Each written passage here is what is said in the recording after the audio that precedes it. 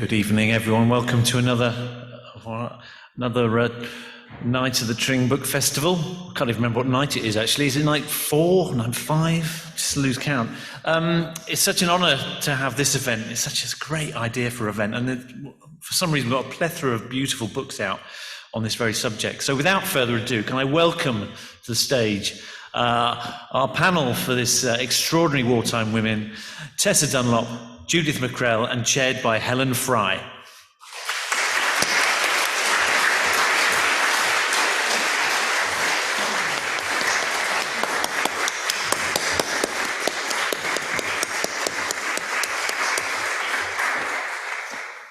Good evening.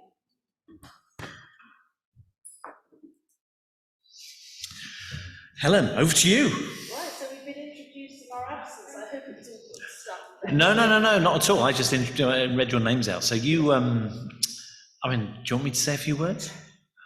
Brilliant. So we're delighted to be here and hope you enjoy what I think is going to be a lively discussion. Oh, I'm so sorry, I forgot the microphone. Sorry to cause panic to the tech guys.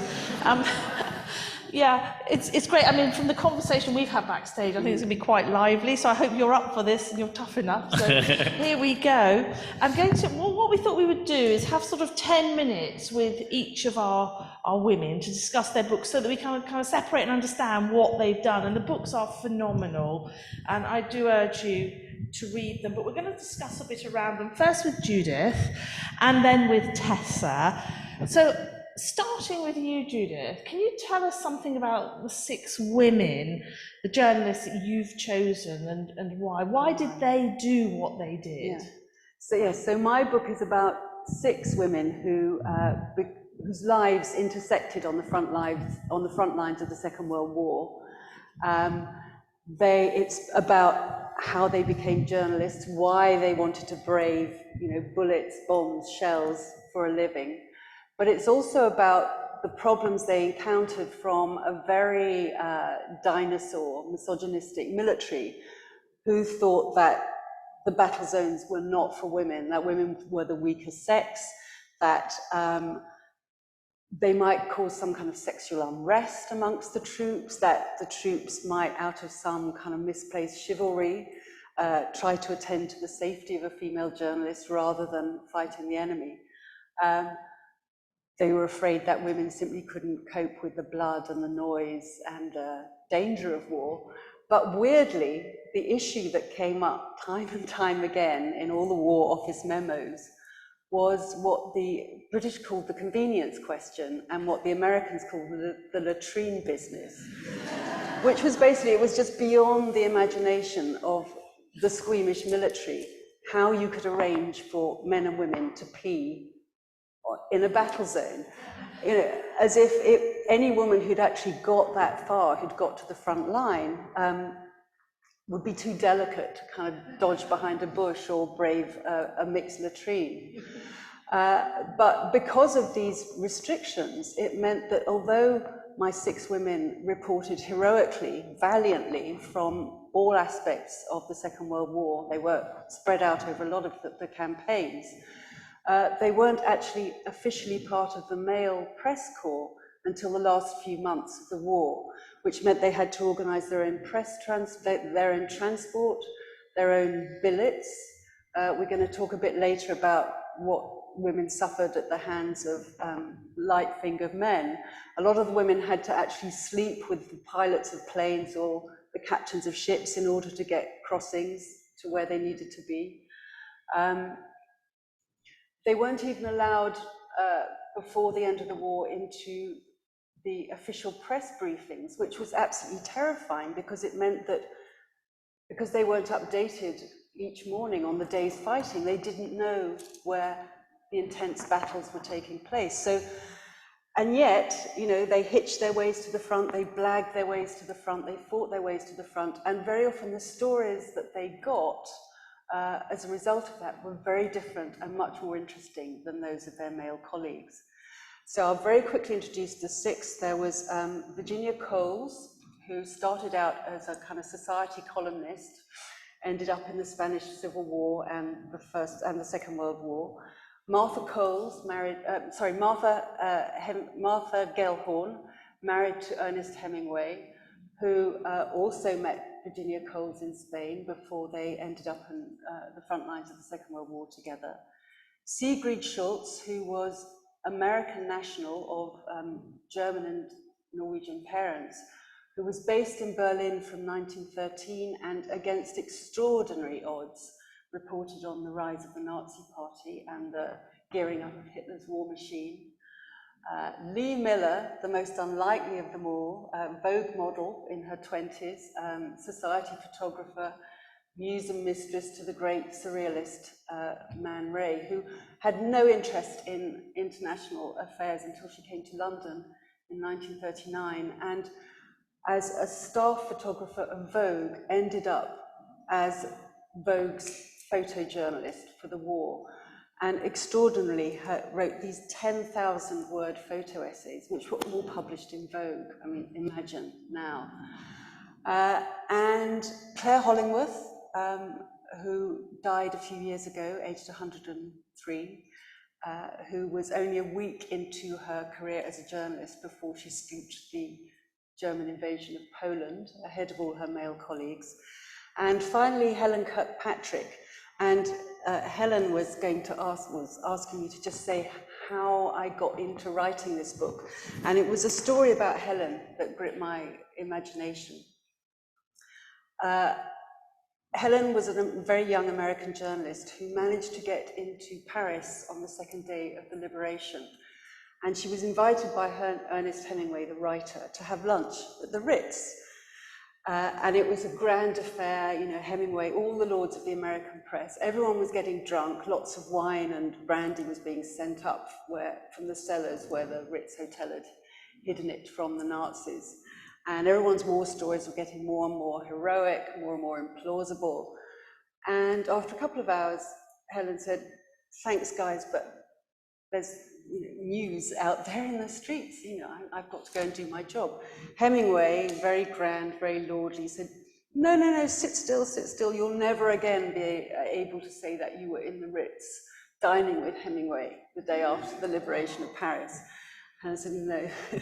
And she went out and she scooped what she said was the most extraordinary story of her war, which was there was a service of Thanksgiving being held in Notre Dame Cathedral, led by General de Gaulle. And a huge crowd was gathered outside the cathedral, waiting for de Gaulle and 3 other French generals to arrive. And what nobody knew was that even though Paris had been liberated, the Germans had left behind 50,000 soldiers to sort of harry the Allied cause. And many of those snipers were hidden up in the roofs of Notre Dame and in the surrounding buildings. And as the generals arrived, they all opened fire on the crowd and on the generals. There was a stampede into the cathedral as everyone tried to race for cover. But there were more snipers hidden inside. And extraordinarily, this entire service of blessing took place in a hail of bullets. And Helen was standing there. A guy very close to her was, mown down. And of course, her story, the most extraordinary story of the liberation so far, was all over the front pages of the Chicago Daily News the next day. And I'd never heard of this incident, I'd never heard of her, but I was so struck by her kind of composure in resisting Hemingway, and B, in getting this story. I think there was one BBC journalist who was on the scene, otherwise she was the only journalist present, that I wanted to discover, A, if there were other women like Helen, and B, what kind of war these women wrote about. We think of the Second World War as an event that was written by, for, and about men, but actually these 6 women were amongst a really valiant contingent of women who wrote about the war with a female voice. Yeah, thank you. And it's absolutely, it's really compelling reading. It was absolutely brilliant book. And I'm going to turn to another brilliant book with extraordinary women, because this is our evening of extraordinary women this evening. I was once told off for my first book for using too many superlatives about the women I was writing about. It was the Sniffy Guardian. Well, I'm not from the Guardian. Yeah, no, so what, no more superlatives about our books. I have to go back to my days of A-level English. So can you introduce us to your women and Tessa? I mean, how you came across these women? Because what is important to highlight is your women were all alive when you're writing about them, whereas quite different for Judith, yours had already passed away. So tell us about your women. Just quickly on the superlative issue, because I've until now only written about people who are alive, oral history, which does have its pitfalls. And one of them is that if you are alive over the age of 95, and this may be cheering to some of you, it is likely that you're worthy of some of the superlatives. I spoke to Professor Adam Gordon, so he must know what he's talking about. He's the Vice President of the British Geriatric Society, and he said, I very rarely see people over the age of 95, because it's not just luck. Yes, you have to avoid the big killers, but to get there, onto this sort of pinnacle of life, into deep, late old age, as these physical and mental outliers, you are generally exceptional, and you've lived your life exceptionally well. You will have multi-generational friendships, you will retain hobbies, you will retain ambition. Sure enough, Daphne 98 was on the phone. You make sure you tell the audience that the ATS had fewer illegitimately pregnancies than the Wrens, she said. She was keen even now to get the message out, all right? It's not true, by the way, but whatever. No one's counting anymore, Daphne. But they do, so I do find there are several problems with writing about people who are alive, and they're exceptions, they're outliers. And so I worry that there is this idea we already fate and laudate and commemorate our war, I think in a distorted fashion in Britain. It's become this mega important narrative in our history for several understandable reasons. But now, with these final survivors, it seems ever more like they really were the great generation. And in fact, as Anne, I didn't get, but 4 of them died. It's the first time not of COVID, I think probably of loneliness, or probably of me phoning them up and asking them again. And are you still asking me the same question? Anne rang up. She's terrifying. She's dead now, God bless her soul. And actually, she was properly from an Anglican family. And because she was a vicar's daughter, she was quickly commandeered with a red armband to make sure other girls didn't canoodle. Morality. Incidentally, and I wonder how much this impacted on females in the press corps, the fear that the War Office were absolutely terrified about commandeering girls. Not because they were worried about jerry bullets, it was about female morality. That these Virgo and Tacto girls who'd only lived in the domestic sphere were going to be put into a Bolshevik uniform and sent away from home. You know, that they might become immoral. How does a woman become immoral in a vacuum? I've got no idea. But anyway, there was this very big fear. And so Anne, of course, because she was a vicar's daughter, she's recruited early on. And aged 18, she's expected to police her own peers, who are invariably older than her. But she's seen to be of the sort of right sort of stuff to make sure to break up canoodling couples. She also, much earlier than some of the other girls, I've stopped talking about the book, I'm just talking about Anne now. But anyway, just quickly on Anne, as soon as we're going down this rabbit hole, she then is, in 1944, you're laughing, but she's one of the ATS girls who's recruited to go onto the continent. If you've got 2 million men on the continent, they need a bit of order. You know, you need to send in your auxiliaries. We've reluctantly conscripted them from 1941, a massive Churchill U-turn, by the way, that not a single one of his biographers refers to, because all the biographies are written by men. Sorry, but it is true. Ben's already had a go at me for man-bashing in the car. But you know, it was a biggie. He led the address in Parliament on December the 2nd, 80 years ago next month, saying, don't worry, married women can be conscripted. Even childless married women can stay at home and be miserable. But the rest, on with you, to war. You know, but this was a sop, you know, that childless married and married women wouldn't have to be conscripted. But the bottom line was this big, big fear about women being hardened, future mothers and wives being, you know, hardened, and the immorality. And if they were eventually drafted onto the continent to support this 2 million strong Allied army, then it was very important that the right sort of girl went. So Anne remembers this interview where they checked out, did she know how to cope with male advances, for example? And I tell you what she needed to know how to cope, because if you've been fighting in North Africa, you've come up through Sicily and you've arrived in Italy and there's peaches and cream Anne, you're going to go for a fumble. Well, Anne wasn't having any of it. She had her eye firmly set on becoming a junior commander, and she was a stalwart. Anyway, the bottom line is, I didn't expect to be thrust into this sort of Me Too world, which part of it was, and that was because the fear was women had to protect themselves against advancing men and men against advancing bullets, and the way that was ensured was by maintaining women as non-combatants. So yes, we have to put them in uniform. Yes, they have to do some pretty dangerous work a lot of the time, but no, they cannot fire a gun, even a static gun in Britain. And what was really interesting about exploring that gender narrative was talking to the women now, and part of the book is about memory, and it's about past versus present. I have a lot of their letters and things, but I interrogated them, and the copy editor said, I don't think you should use the word interrogate with it. You say you interrogate Grace here, but she's 98. And I said, but I did interrogate her several times, but she came back with the same answer. So in the end, it went in the book. I was like, how did you feel about, we're good friends, Grace, and I think we are, I checked yesterday, but but Grace, for instance, there was 4 girls who worked on these unprecedented, for the first time they're allowed in operational areas from 1941. And they're not allowed anywhere near the guns. They steer the guns, they're the original drone girls, but they don't pull the trigger.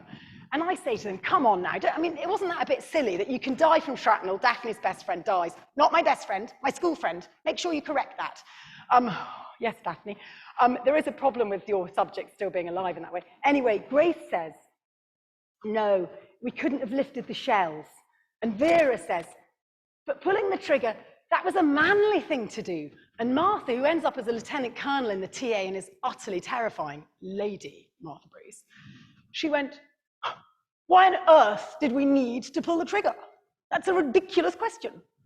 And I was like, oh, okay. And so they are very much the product of their environment. In fact, the army rope in sometimes 3 girls to 2 men's jobs if it's a heavy job. So it wasn't about the weight of the shells. It was about maintaining, being a combat as manly and maintaining women, because what are men fighting for if women cease to be feminine? It's already made the War Office sweat, the idea of putting women in uniform, because men at the beginning of the war, start the war, fighting for home and hearth and your comely lass. If your comely lass has left home and gone into a uniform, that's a big problem. Is that 10 minutes? Yeah. Good. Can I go home? 9.5, but I won't give you the extra half.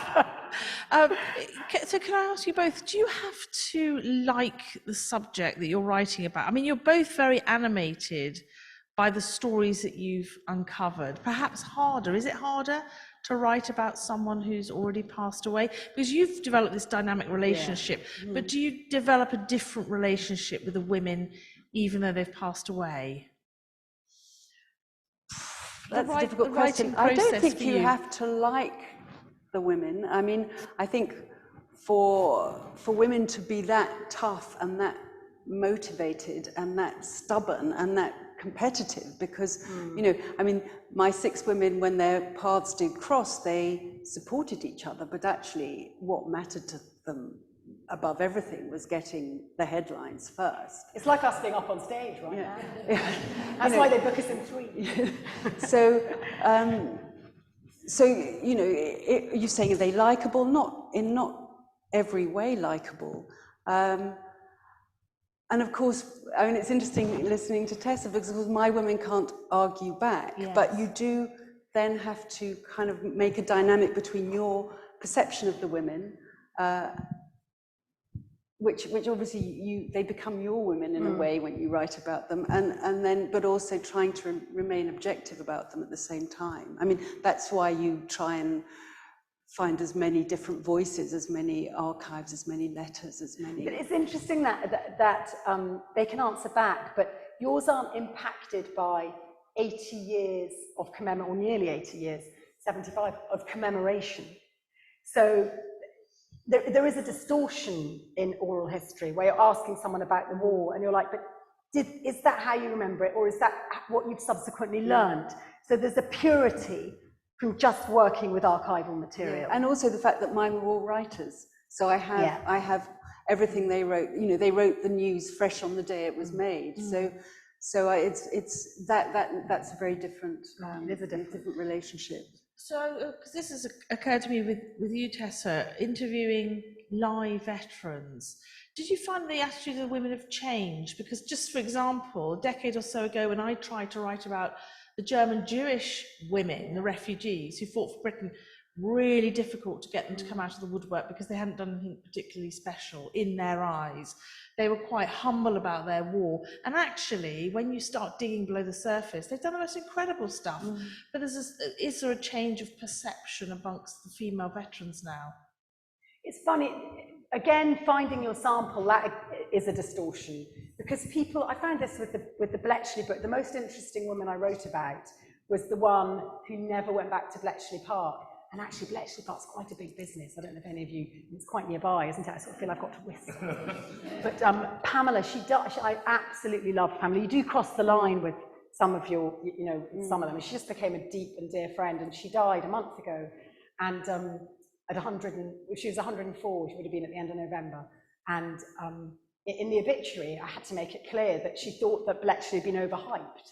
She thought it was a lot of brouhaha. And I noticed that Bletchley Park didn't sort of share. And then that obituary spawned another obituary in the Times. It was sort of obituary spawning, and Bletchley Park didn't share any of them because that's not the narrative. That's not their historic story. But it was Pamela's. But finding Pamela, I didn't find her through the park. I found her through a veteran at the park who'd kept in contact with her, etc. And likewise with the Army girls. I have one Bletchley cameo in this because generally it's just Wrens. Civilians and friends. Frankly, the ATS is a bit scuzzy and didn't cut the muster and weren't used to recruit into the park. But there were a few ATS girls, and Charlotte, Betty was one of them. And it was through her I found a couple of my most interesting veterans because they're not members of the WRAC. They don't belong to the Fanny. Yeah, the Fanny's still going, actually. That's really properly scary, the Fanny. Oh, yeah. Have you got, the first aid? No, and that was interesting. At the beginning of the war, obviously, because men hadn't, I bet the press corps was all over the shop, wasn't it, at the beginning of the war? What was it? Just no, we weren't ready. Well, the British War Office actually didn't like journalists at all. Right. They would have been happy. They would have happily done without any of them. They thought they were a distraction and a nuisance.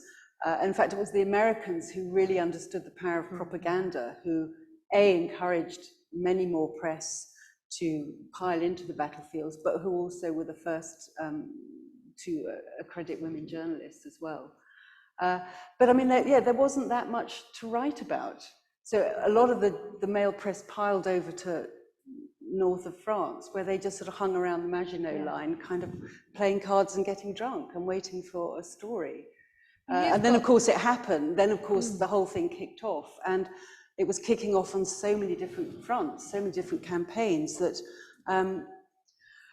that's one reason why editors started sending women, because there simply weren't enough people to cover the action. Yeah. You've got that very interesting story in your book with the first woman on the beach in Omaha, D-Day +2, isn't it? Yeah. Do you want to mention that? Because that is just, again, an extraordinary... Cover your ears, Tessa. What? Oh, superlative. She doesn't mean it. Yeah. She's being fake. Yes. So Martha Gellhorn, who had already been in Madrid during the Spanish Civil War, she'd been in Italy, she'd been in Prague, also in North Africa. She'd covered a lot of the war, but when it came to the Normandy landings, there were 500 print journalists, radio journalists, photographers sent across the channel, all of them men. And Martha spent the morning of June the 6th sitting in a kind of stuffy room being kind of fed secondhand bulletins from the people who were closer. I thought, I'm not having this. So she got a train down to the south coast, blagged her way past the military police who were guarding the port, said she was interviewing some American nurses before they crossed the channel. Then when they weren't looking, she was in a uniform, that helped, snuck on board a hospital ship that was just about to cross, to lift anchor and cross, found an empty bathroom, locked herself in, spent the whole night thinking, God, someone's going to discover me, came out on deck the next morning to discover, she said, she was in the middle of the most gigantic naval traffic jam in history. I mean, just boats everywhere, carnage, bodies in the water, sounds of battle overhead. But because she was in a medical ship, and because everybody needed, all hands to help collect the wounded from the beach, she was pretty much the first journalist to set foot on Omaha Beach, way before her husband, Ernest Hemingway, who was still in one of the assault crafts.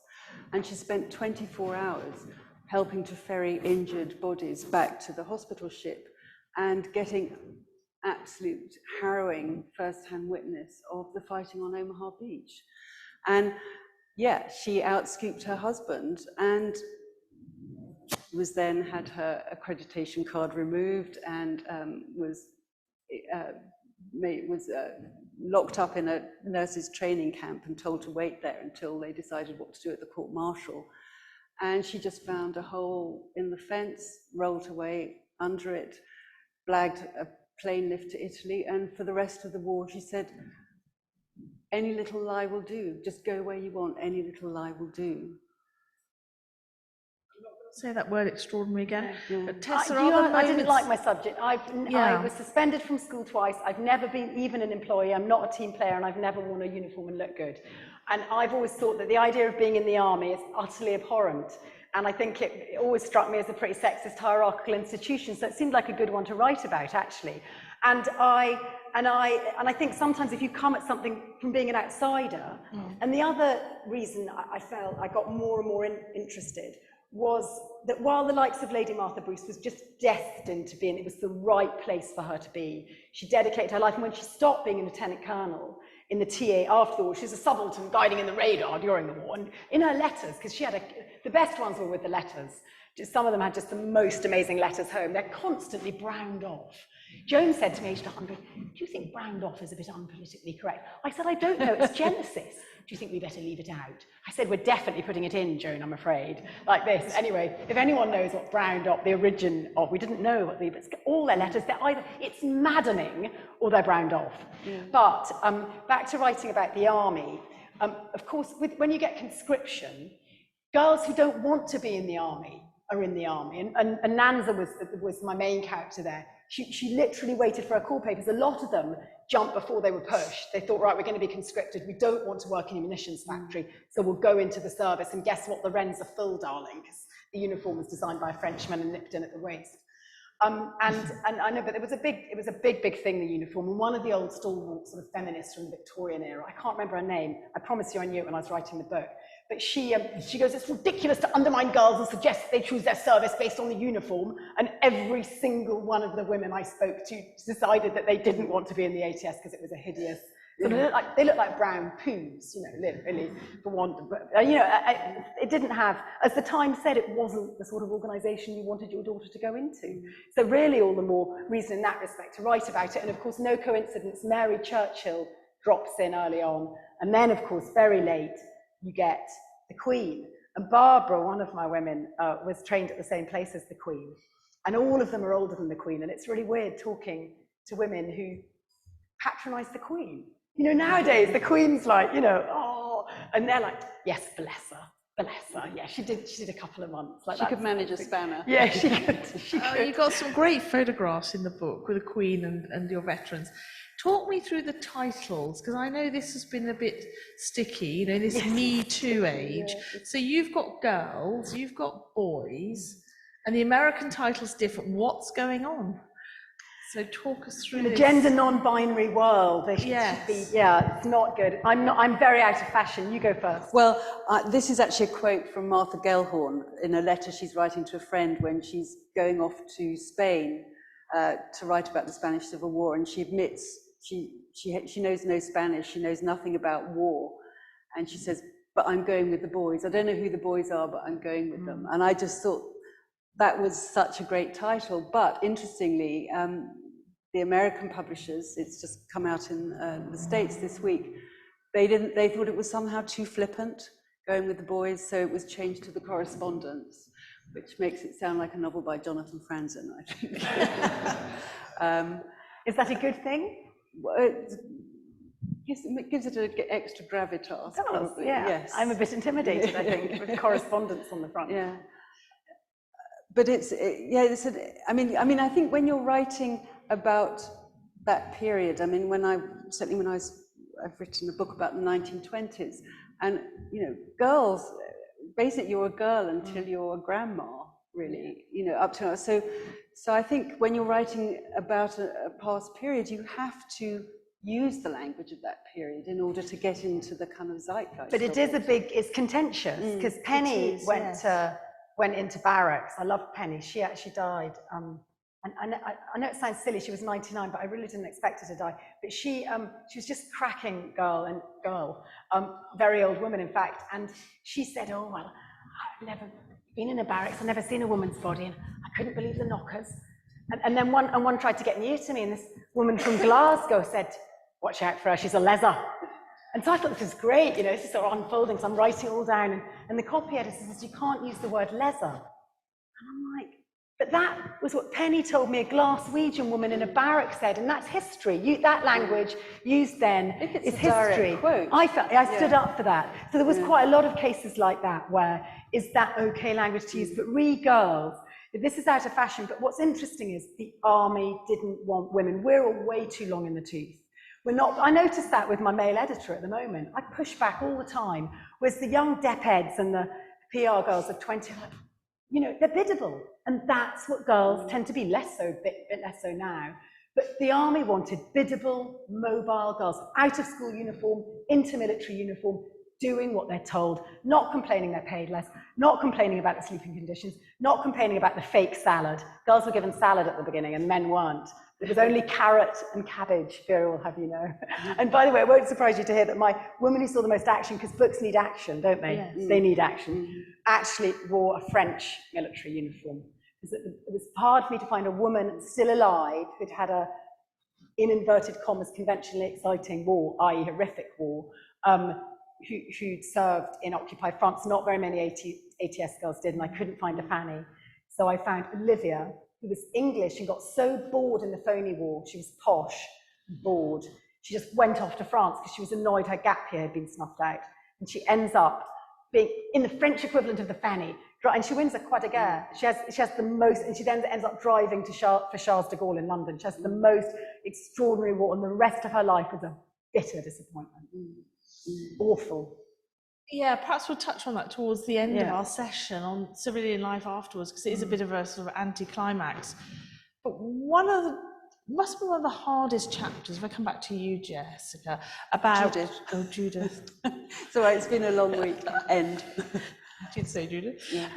Yeah. Is that the bit when your women, or some of your women, go into concentration camps, they cover the war crimes trial, they cover Nuremberg. Tell us something about that, because we don't think of, apart from the likes of Rebecca West, we don't really think of women as covering that difficult chapter in the war. It must be quite difficult for you to write it. It was the period, it was a chapter I found difficult. And in fact, this whole book was partly about me coming to terms with the war, because I'm the generation where, it was still very close to my childhood. My brothers read war comics. We saw war films on television, and yet I'd never studied it at school. So this kind of huge event in our history that I kind of knew about, I'd absorbed by osmosis, but I didn't really understand. And it was the concentration camp issue in particular that I really wanted to address and to kind of understand. And it was very difficult to write, and it was very difficult for my women. I mean, 3 of my women, 4 actually, reported on the liberation of the camps. And for them, finding the language to write about the horrors was one of the hardest challenges of their war. Lee Miller, who was writing and taking photographs, was utterly astonishing. I mean, she had male colleagues who were actually shocked by what she did. I mean, just parked outside Dachau was the last of the transports to the camp. Cattle trucks loaded with dead bodies. And Lee Miller climbed inside those trucks amongst the corpses and the stink and the flies to take pictures of the dead faces. And, she spent then 24 hours just documenting everything that she saw. Famously then, she and her lover Dave Sherman spent the night in Hitler's house in Munich, where Lee actually scrubbed off the dirt of Dachau in Hitler's bath. It's a great photo of her. But although she was so stoic, she was so stubborn in a way, in her determination to document everything. She said afterwards that the stink of Dachau never left my nostrils, and the trauma ran very deep, and she unquestionably suffered post-traumatic stress for decades afterwards. Martha Gellhorn equally said years later, it was as if I'd fallen off a cliff when I entered Dachau, and I just suffered a concussion ever since. So, I mean, I think like anybody who went into those camps, those women were absolutely haunted, you know, just scalded onto their memories, those images that they saw. But I mean, they also found the language generally of writing about war became difficult. For instance, when they first crossed the border into Germany and they first encountered ordinary German men and women, these people who they'd been taught to think of as the enemy, they now saw in the kind of bomb-blasted ruins of Cologne, homeless, scrabbling for food, looking for their children, you know, cradling the dead bodies of their parents. I mean, how could you regard these people as the enemy? And yet some of them were so burnt up with hatred that they couldn't, but still write about them as It's Yes, interesting to bring you in on this. Yeah, Joan, one of my women, she's so sweet, Joan, I love her. She's the most gentle thing. And she wrote 180 letters home. She was an only child. Her parents really didn't want her to sign up. She longs to get away from Cambridge and then spends 4 years in Cambridge being a clerk. And then in 1944, she goes to liberated Belgium. And then she's posted to occupied Germany just after the peace, so in June 1945.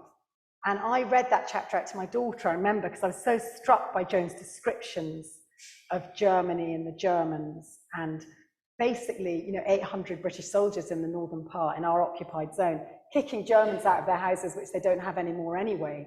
You know, and these extraordinary letters, Joan is confronted by all these children going, oh, could we come into that building?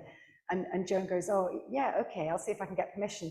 And it's full of British military officers. And she said, well, it used to be our school. You know, and funnily enough, I read it out loud to my daughter, thinking I've got the balance wrong here. And she said, oh, I feel sorry for the Germans in that chapter. And of course, this is what war looks like from a loser's point of view, which was fascinating. And it was fascinating because it was documented by Joan, who is just she's just a 25-year-old writing back to mum and dad who read the Daily Mail. You know, and actually, and I found the Belgian war really fascinating as well, where I was very aware, a lot of them, you know, the kind of, we're all pointing in the same direction, Britain hurrah, high noon of Britishness. In some ways it was so much less complicated, our war, than the Continent's War. And actually, Joan, in the end, we had these discussions, although she wouldn't let me write it down, because I wanted, you know, the complexity of being, say, in Belgium. Do you collaborate? Do you do, if you've got young family, do you make that call, don't you?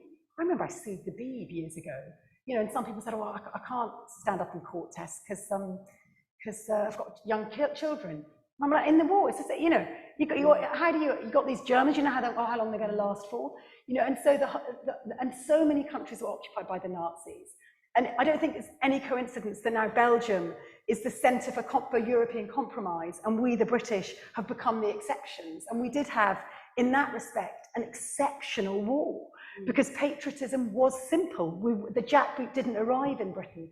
And I think letters from the likes of Anne and Joan highlighted that for me. Again, in Italy had a tragic war, you know, and so yeah, that struck me, and I was grateful to the girls for two things. One was their relationship with the opposite sex in that context, you know, and how they managed that. And how they now, and with the Sarah Atherton report, you know, that came out this year on the bullying and the harassment that still goes on, and it was done anonymously. And it was interesting to me that, especially Jean, they chart these problems, these men who don't leave them alone, but they don't want to be called on it now. They let me put the letters in, but they don't want to contaminate the commemoration of the war or the hero soldier. After all, he could be dead the next day. And Anne Metboy, she went out with the Lovat Scouts, and then she's visiting them 2 weeks later, and they're in hospital, blinded and maimed. So, you know, you cut them a bit of slack. I found myself saying in a Spectator podcast, you can hardly blame them when I was talking about groping men. You know, it's just, that's not the thing. I made them take that out. But, you know, to an extent, these are really heightened times. There's actually a very good book, The Bomb Drops, or I can't remember the name of it, about sort of aphrodisiac of war. And so while a girl is like, you can't get pregnant because paragraph 11, you're on your ear if you're pregnant. Yeah. But at the same time, men are like, might die tomorrow. Yeah, it was the same with my women correspondents. I mean, some of them kept themselves absolutely aloof from the men, I mean, sexually, because they just felt that, I mean, of course they didn't want to get pregnant. I mean, that was a huge thing. But also that they felt that sort of sex and love would kind of make them vulnerable. Even though they formed close relationships with the men in the press corps, that it was just sort of inappropriate given all the trauma and the damage going on around them. Lee Miller was notorious for having sex with a lot of the army guys because they could be going off, they could be dying the next day, and because just the comfort of having another body and arms around you when the world is falling apart and burning, you know, that's irresistible.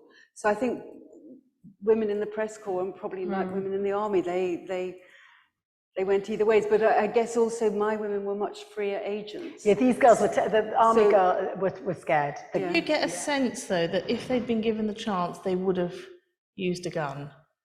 I mean, I have come across memoirs of women who said that, you know, if Hitler had invaded Britain, I'd have taken that gun, I'd have played my part, whether I was allowed to or not. Did you get that same sense from your women that if they'd had the chance, they would have fought on the front line? You go first on that. Well, I mean, yeah, mine weren't kind of actually handed any weapons, but although, I mean, slightly off tangent, I mean, they did meet a lot of the Russian women who were in the Red Army. I mean, there's a wonderful anecdote when the Americans and Russians first met up just south of Berlin. At first, there was a big lunch, lots of dancing and singing, and at first, Lee Miller and there were 3 other women journalists there with the Allied Army didn't realize that these Red Army women were actually women because they looked so shapeless.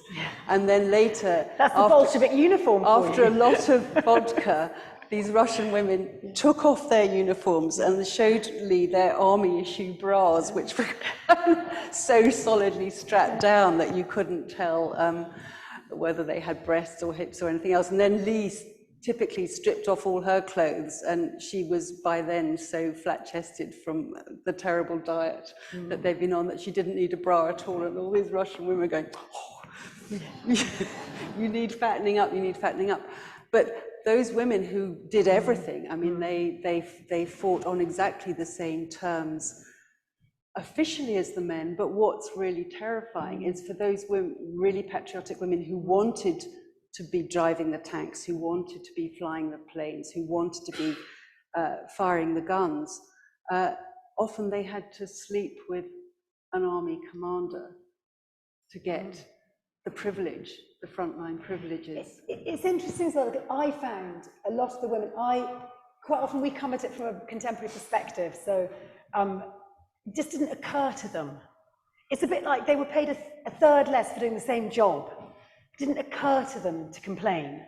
It didn't occur to them. Why would we pull the trigger? Why would we want to do that? You know, Jean's in Italy, they all have to do guard duty and say friend or foe, but the girl has a truncheon and the man has a gun. And then when Joan goes to occupy Germany, there's this terrible fear of Nazis. You know, we're desperately trying to hunt down Nazis. They can't find a single Nazi. You know, but the men have to be armed when they go out. But the girls just go out in twos and they're not armed. They're wearing a military uniform. As a result, therefore, arguably they're more vulnerable, although you could argue if you have a weapon, you're more, you know, in some ways that can trigger a more violent response. But no, I'm sure that now, Barbara and that, gosh, she eats me for breakfast, and Martha, but they're still quite loyal to their time. Like Martha, who's the most embedded in the military narrative. Today she's the life president of the WRAC. It's only bearing in mind 1918 when Muppet Gavin Williamson finally said, well, he was Defence Secretary. How many jobs has he had? Anyway, he finally says women can be in every area of the British Army.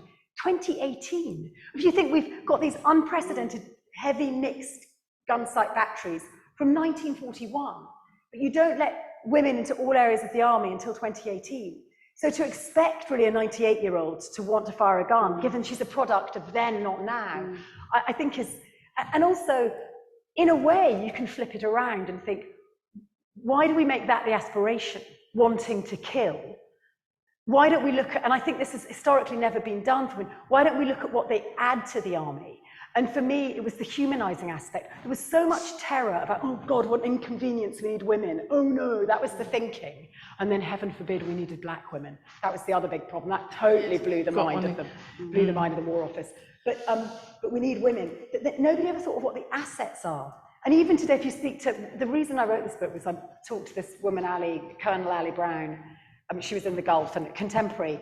And I suddenly, we were talking about her, and she was saying how always in Kosovo, the children came up to her, you know, when she was in Kosovo or when she was in the Gulf, not the male soldier. And actually, an army, yes, partly there to kill, but it's also there to defend and as a peacekeeping force. And Joan in Germany, it's the children come up to her, not the men. You know, it's a PR tool as well, an occupying army. So you need both sexes. And because we want to allow time for the audience, I think you're going to have lots of questions from this discussion. Can I ask you finally, Did you get my did you bit? get tipped a wink from No, a man? I winked at him to say I'm on time, but he missed my wink. And he... Ben, that was a winking man. So I want to ask you, both of you, briefly. So these women have these wars, which aren't, I'm not allowed to say extraordinary or incredible, but they have these wars, their war. What about after the war? Is it an anticlimax for them? Or do these women go on to lead fulfilling lives? So that's the kind of very brief, rounding question, and then it's the audience's turn. With Ben, and he's looking the wrong way for the second wink, but never mind. You've said it clearly. I'm waiting for questions to come from the virtual crowd. So Is there a virtual crowd? There is a virtual crowd. Virtual crowd, pull your finger out and get some questions in, please. So, yes, And do not think of some. Can you talk to us about that at the end of the war? Because these women that have done aspects that they wouldn't ordinarily perhaps have done had there been no war. So what about after the war? I mean, I think when you're anybody who was part of that war, male or female, you know, you're part of this kind of giant purpose. You've been hopped up on adrenaline for, you know, 4 years, 5 years, settling down, and also you've seen sites that you can't really talk about to people who haven't experienced them. I think male or female, the ending of the war was difficult. For women, it was particularly difficult, partly because not all of them were able to keep their jobs. 2 of them carried on as journalists, but you know, newspapers were cutting down their foreign coverage after the war. There were fewer jobs, and those jobs were tended to go to men. I think all of them found the adjustment very difficult, and it's slightly off target. What I've really found moving has been the responses of contemporary female war correspondents to my book, all of whom have said that that generation were an inspiration and kind of guardian angels. So I like to think that although some of my 6 women felt in some way spurned or neglected or disappointed after the war, they did leave behind an extraordinary legacy. It's interesting, isn't it? It says quite a lot about the position of women in 1939, that most of them in 1945 and now today in 2021 look at what was really the most horrific event in the 20th century with fondness. You know, that tells you a lot about their extraordinarily pedestrian lives with very limited horizons. And I think memory is an interesting thing. We edit, we relive, and what we relive more often tends to be what we're fond of, unless we're traumatized. That's a different aspect. But almost without exception, the women regard it as one of the high points of their life. And when you say, but this is this is horrific, you know, and the Russian women, because I looked at some of the memoirs of Russian women, it's the opposite, you know, they can't go into the meat markets of the motherland for 10 years because the blood's too off-putting. They can't bear to have children because it's just, why would you bring children into this blooded world? It was a sort of meat grinder, wasn't it, Eastern Front? But I think it says a lot about where women started from and where they went back to. Like Beveridge report, you know, get back and breed for Britain, girls. You could say that of the whole generation, though, couldn't you? I mean, men and women, that was the pinnacle of their lives. They all... For those, and also it's a survivor's war and a victor's war, a victory. Also they're victors, and also those who are still alive, and I'm working with, have lived. So they also feel lucky as well. And likewise with the men, if on the Normandy beaches, and if you get all the way to Berlin, you come home a hero, jobs for the boys. It was. I mean, I'm not having a go at you, Ben, but it's jobs for the boys. You've had a go at me all evening. I'm used to it. But Barbara, just finally on Barbara, she marries a policeman. I'm ever so like the Queen, and we married the same year, and we did the same course, and blah, blah, blah. And then I said, oh, what did you do then? I was a policeman's wife. And I said, oh, what was that? I said, didn't you want to go back to being a driver? She went, well, I couldn't, because if you're a policeman's wife, until the 1960s, you couldn't work. So I was very lucky. I like cooking and bringing up children. There you go, that's Barbara. And by the way, if you do your own audio book with 17 different women, you do have a bit of a go at the accents. But I did talk to them all beforehand. Do you mind if I do your accent? It's like I wouldn't recommend getting that, by the way. So, audience, do you have any questions? Do put your hands up, please. Helen here has a question. Can I just ask, the lady, you were lucky enough to meet all these ladies, are they people that talked about their wartime experience quite freely with their families and things like that? No, or they just kept kind of quiet, and then just once you kind of asked some questions, then things started flowing? For the majority, most of their lives, nobody asked them. Latterly, it's been a gift, belonging, especially in this pandemic, but also old age. They've been old for a long, long time. It's lonely. And what do you belong to? And they have really, some of them have really enjoyed being part of the WRAC Association, for instance, who I must thank, who were incredibly helpful. And in that way, reliving it in quite a curated fashion. So I think they found some of what else a bit uncomfortable. I wanted to sort of go beyond the hurrah, you know, but we all, everything that just, I know it's not his fault, he was a man, but just in July, my editor said, oh, you need to get all the women to sign off what you've written. I'm like, but they can't get to a post box.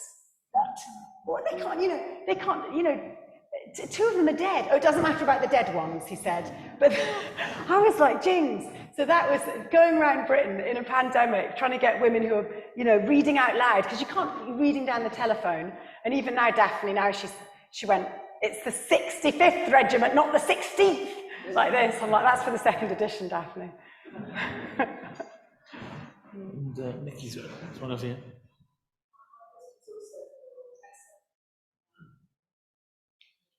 That you've written about people who have reached very advanced years, and you like obviously talking to people who are still alive about their experiences. What can you see as the next generation that you'll be talking to and writing about? Funnily enough, I'm about to hand back my advance, which is a shame because it's built into the bricks of mortar in my house right now, so I'm not sure how to do it. But I just can't manage any more women in my subject. This is my third book. And you can't just write it becomes like, you can't just write a book and then go, thanks for that, mate, thanks, you know, bye, off. They become properly ingrained. And the next book, to answer your question, which I got an advance for, was looking at, because all of the books were about this terror of pregnancy, this kind of the cold face, you know, just couldn't go there. And then I discovered a couple of the women I'd written about in a couple of my books had had these illegal abortions.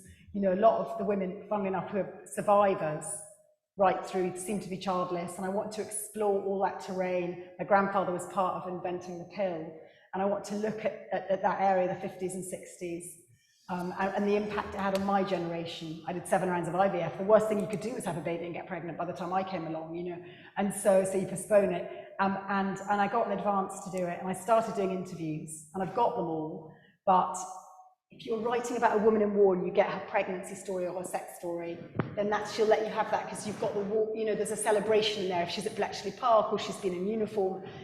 But if it's you're just plundering her sex narrative, then that probably means she's, you know, I'm going to have to move her in. Do you know what I mean? And get so close to her. And I think at the moment, I'm going to postpone that book at the moment. Yeah, it just feels a bit too much, and I wouldn't be able to do justice to the army girls. There's 13 still alive, you know, and I think some of them will keep going for a while. And from the Century Girls, I went and visited in her home, in her old folks' home, set 107 and a half. I said, how are you? I'm trying to get on with it. I said, get on with what? Dying! Oh, God bless Anne. Yeah. Got another one there. I just want to say firstly, thank you. This has been really excellent. And I've got a question for Judith. You started off with inspired by one woman, then you ended up with 6. But I wondered about the full scale of women journalists in the war and whether you came across any stories of women that didn't survive it or perhaps didn't have such successful press careers. There were about 200 women in all by the end of the war who were accredited, but only about 3 dozen ended up as part of the official press corps going into Germany for the liberation or the invasion of Germany. So a lot of them spent their wars writing about what was called the woman's angle, which was nurses, civilian stories. Maybe the nearest they got to a soldier in uniform was when he was on leave. Mind you, what was interesting was because the War Office only had jurisdiction over the battle zones where it was in charge, as it were, there were incredibly brave women journalists in London reporting all through the Blitz, which, you know, was as much a war zone as anywhere. And of course, there were also women reporting from, for instance, Poland, where the British troops never made it in time, so the War Office didn't have control there. Northern Greece for a while. So yeah, there was a huge spread, and women did cover a lot, you know, the whole geographical sprawl of the war. But my actual choice of women who'd been correspondents for the full 5.5 years was quite limited, actually. So we do have a few moments left. I wanted to spare a quick moment to speak to Helen about her book, because I think, I'm for fear of Tessa clubbing one, it's actually a man we're going to talk about, which is dangerous. We're in dangerous territory. Helen, can you tell us about Spymaster, your new book? Yeah, so fantastic review in the Times, 2/3 of a page. Great. 2 Saturdays ago, so I was rather chuffed about that. So yes, Spymaster, the man who saved MI6 is not the subtitle that I suggested or the publisher, but the person who reviewed the book, the proposal, who we don't know, it's anonymous, reviewed it and said, yes, you should publish this because it's you know, it's not rubbish, you know, and then you get your contract. And at the end, this reviewer, male or female, we don't know, said, oh my goodness, this man actually saved MI6. So it's about Thomas Joseph Kendrick, who spent nearly 40 years working for what today we call MI6.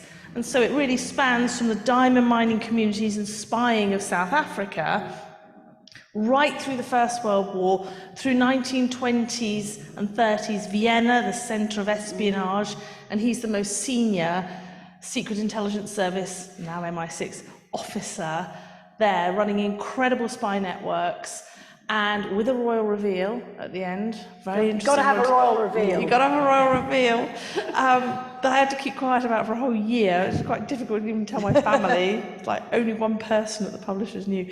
And then he goes on, after being expelled from Austria for spying and having saved up to 200 Jews a day in Austria, goes on to become one of the most significant wartime commanders that runs the bugging operation of 10,000 German prisoners of war, including Hitler's generals, and it has a Buckinghamshire link because Latimer House near Chesham and Wilton Park at Beaconsfield were critical for this operations. And just really finally to say, not only, and this was something I did in a deep dive, because this is sort of part 2 to my Walls Have Ears, we think of this unit helping Bletchley Park and RAF Medmenham to win the war against Nazi Germany, but what we didn't have by the middle of the war was intelligence on Russia, and they're getting that from here as well, so that's really important. And I was told that one of the interrogations, it's a general called Dornberger, was the most important interrogation ahead of the Cold War. So this unit prepared us for the Cold War, and yes, he did save MI6, and you'll have to read my book very carefully to find out why, but it is actually quite thrilling to be able to work on some innovative new stuff. It's slow, intelligence history is slow, but How long did it take you to write it? I discovered him 20 years ago, so I've written books in between, but the problem is you can find the beginning and the end, and none of the MI6 files have been declassified. I was going to say, how did you get access? Well, I didn't get access. I snuck in at the back door when they weren't looking. No, Pandemic. The pandemic when no one was looking. No, I didn't. Well, if you're really lucky, you can have copies of some MI6 stuff in MI5 files that have been released. His wartime operation around Buckinghamshire, that's all been declassified. It was attached to the War Office, so that's lucky. The 1930s is still a huge gap of his spy networks across Europe, but fascinating figures. So he crosses with Kim Philby, and I have a few interesting things to say about Kim Philby in early 1930s in Vienna. One of my Century girls hung out with Kim Philby and said he was very good on art, real specialist. Who was he working for? That's a question. And we've even got a photograph which has been hugely controversial of George Blake outside Latimer House, and it's caused a hell of a stir behind the scenes, and I had to take some of the passages out of my book, but I was allowed to keep the photograph in, and I gave this, I won't hold this, don't worry, but what is interesting, I'm a bit nervous about saying this in public, so in the end I gave this talk to the National Army Museum, and lady in the front row, she's probably in her 80s, and I said, this generally very controversial, there he is with his cocktails, outside Latimer House is actually George Blake, and it's been really contested, and this woman shouts out, that is absolutely George Blake, and a guy at the back says, yes, it's him, and I said, thank you very much. They're the best audience of the National Army Museum. And I think, don't you find this, it's about not doubting your research and your sources, that sometimes we have access to stuff or you're told things, and you have to be careful. And you double doubt, don't you, a little bit? I'm interested just very quickly in you writing a book about a man, because we're talking about this, if you don't mind, in the green room. Have we not got time? No. We have run over, but let's give it another couple of minutes. Make your point. No, but it's just that I think it's hard nowadays. I'm not saying it's right or wrong. I think it's ridiculous, actually. But it's hard if you're a man to write about women. You're not going to sell as well. It's about product match. I know that because when I wrote a book about Bletchley Girls, it was no better than a man who knew much more about Bletchley Park than me, Mike Smith, who was a man, and he wrote at the exact same time, because the film was coming out, called Women and Dead. It's the same subject with some of the same women. And his bombed, but it didn't do nearly as well, simply because I was perceived to be a better product match and I had better empathy. And actually, I think it's very hard now for men to write about women. And I've, in some of my books, written about women of colour, but I find it difficult, I find it challenging. At the same time as you're very successful there writing about a man. Helen Carr wrote about the Red Princess, did very well.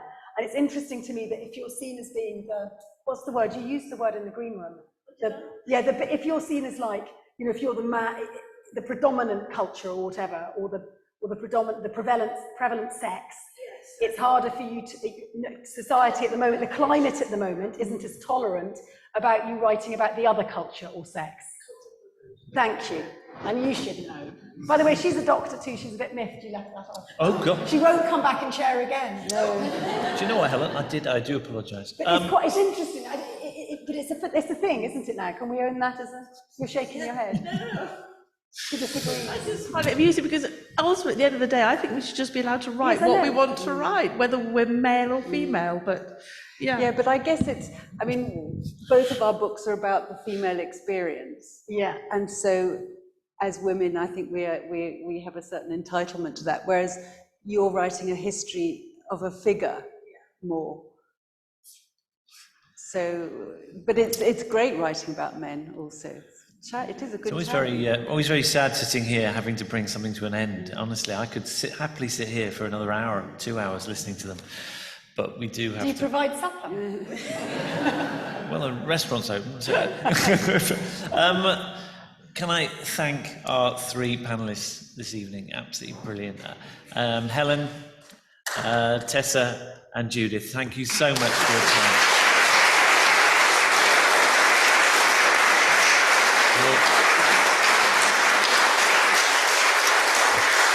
All their books are available at the back, including back catalogue, dare I say it. Helen very kindly interviewed Dermot Sheeran yesterday, so I think there's a few of her books left, but I think we did sell a few. So please use the shop, sell them out, and then they'll be signing in on the right, little foyer table on the right. So thank you very much. Thank you. Thank you.